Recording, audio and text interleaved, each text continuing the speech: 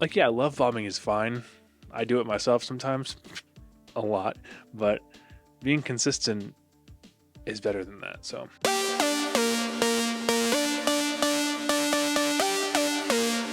welcome back to the Junior Mints podcast.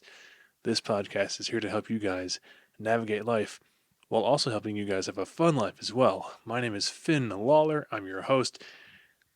Let's jump right in. In today's episode, we will be talking about, well, actually, it'll be a topic that I've debated talking about, but I mean, since it's such a widely debated thing on the internet, we'll be talking about some relationship advice. Uh, but yeah, so basically, we all want to find our soulmate, but we just end up with roommates. So maybe after you guys follow these uh, pieces of advice, then you too will be able to find your soulmate instead of dealing with your crappy roommates. I don't know. We'll see. So here we go. Pretty much. So, one of the most important things, especially in any relationship, whether it be friendship or like an actual relationship, is active listening versus passive listening. So, basically, active listening is like, well, you're actually listening to them. You're caring what they are saying, and it's not just going in one ear and out the other. That's passive listening. Passive listening is when it goes in one ear and out the other. Active listening is when you're like, oh, okay, cool, and you're asking follow up questions and all that stuff. Like you're actually interested sometimes because they're interested. Most of the time, I would think. Now it's like, are you waiting for? So it's one of those things where you have to ask yourself the question: are you waiting for your turn to speak, or are you actually hearing what they're saying? I sometimes have trouble with this, but it doesn't mean I don't care. You know what I'm saying? So it's one of those things too where you have to so how do I say this? It's hard to you have to change your wording sometimes when it comes to like the it's called the I statement hack, and it's basically where you here's an example. An example is you always make us late. You can change that because that has a lot of blame to it. You can change that to I feel anxious when we're behind schedule. So basically, your oh gosh, what was that phrase in men's work? It was claim instead of blame. Yeah, it was claim instead of blame. So you're right here. You're claiming that you're anxious rather than blaming the other person for making you late. Does that make sense? Hopefully it does, because that's a very key component to any relationship anywhere. So, pretty much the other thing, too, and we call it the 24-hour rule, which I just figured out right now, is why you should never sleep on it. And like, if you're angry and you're like fighting with your partner, you need to address it almost immediately. Don't be like, oh, I'm angry. I'm going to go home, sleep on it, and come back, because that'll only make it worse. And the Bible even said, don't go to sleep angry. So it applies here. It applies to relationships. It applies to everything in your life. But you need to just like, when you're heated in an argument, right? The best thing to do, what I like to do, what I prefer to do, is rather than just like throw hands. Of course, I'll never throw hands at a partner ever. What I prefer to do is say like, okay, I'm a little upset or very upset depending on the situation. I'm going to go take a walk. I'll be back in an hour.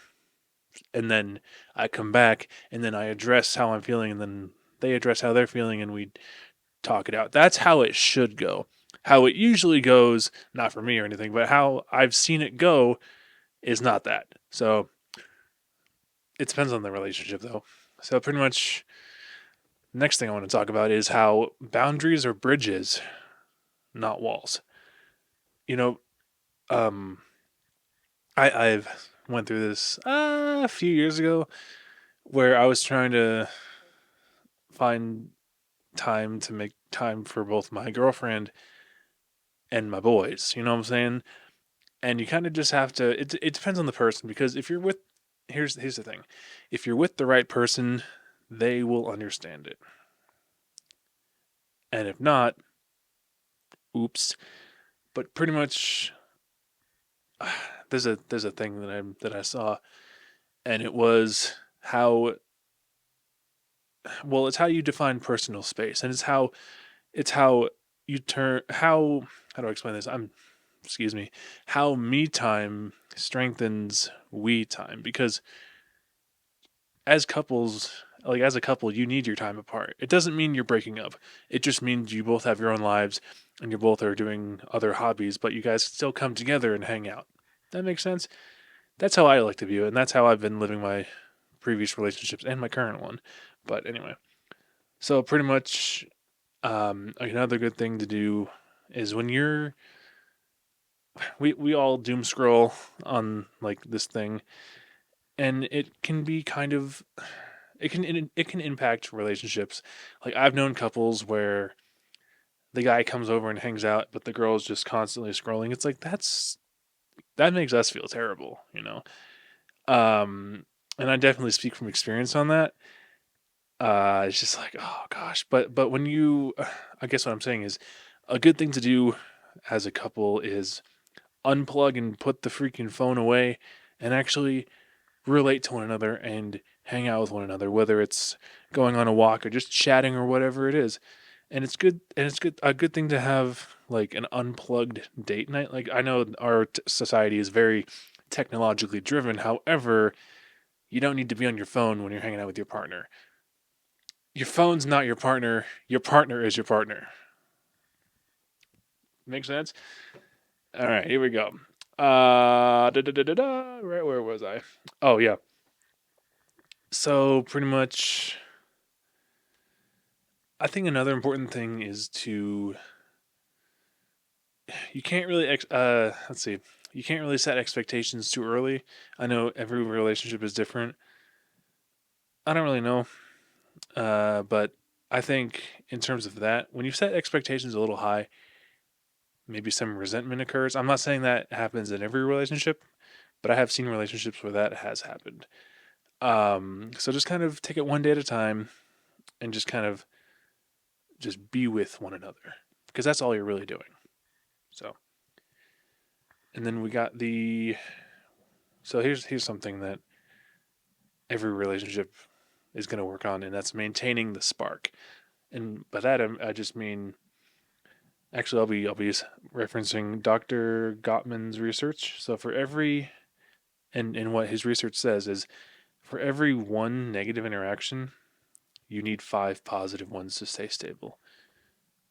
Yeah, I guess that makes sense. Um, yeah, because whenever my girlfriend and I have like some, not argument, because we never argue because we're not that kind of couple, but whenever we argue, not argue, sorry, whenever we have like a disagreement or something, yes, we mend that argument or that conflict, but then I also try to find five other positive interactions that will sort of outweigh that negative one. I think about the negative ones kind of a lot. Not that there are a lot, but I think about them sometimes because I want to grow. You know what I'm saying? I want to grow as a partner. I don't want to stay stagnant. That's no fun. So it's one of those things where for every five, nope, find five positive moments for every one negative moment. Hopefully that makes sense. It's called the 5-1 ratio. I don't know where I've seen that before. Next, we're going to talk about the micro moments of connection. So that's, it's not about the, and this is actually a really good point here. It's not about the $200 dinner, which is a little bit much, but it's about the 30-second hug or the thinking of you text.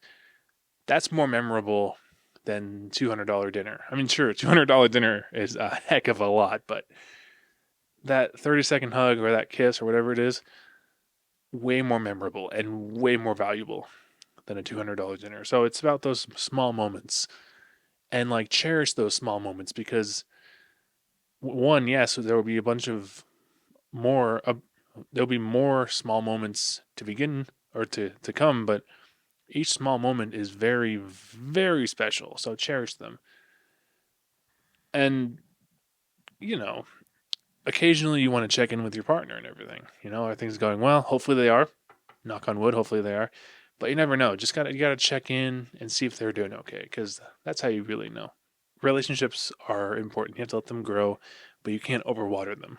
You know what I'm saying? You kind of have to just like let them grow a little bit and just kind of nurture them. It's like a greenhouse. Your relationships are like greenhouses. You have to take care of them. So, all right, here we go. We got communication, we got boundaries, and then we got consistency over intensity. I think that's a big one. Is like, yeah, love bombing is fine. I do it myself sometimes, a lot, but being consistent is better than that. So, here's kind of a challenge I got for you. So, a 10-minute Sunday night chat. Hmm, never mind. I don't know what my script is doing. Anyway, relationship advice. Yeah, relationships are great. You have to be a whole person in order to be in a relationship. Because if you haven't like healed from anything fully, you're not going to get a lot out of that relationship that you're in. So a relationship is basically two people who are whole and they come together and they make something great and they have something great. So that's my wish for you. That's my hope for you guys. Whether you're in a relationship that's been going on for 2 months, 2 years, whatever, I want you to succeed in your relationships because relationships are the best. Anyway, this has been the Junior Men's Podcast. Thank you guys so much for watching and listening. If you did enjoyed it, please subscribe down below and click the like button. And yeah, we'll see you guys in the next episode. Peace.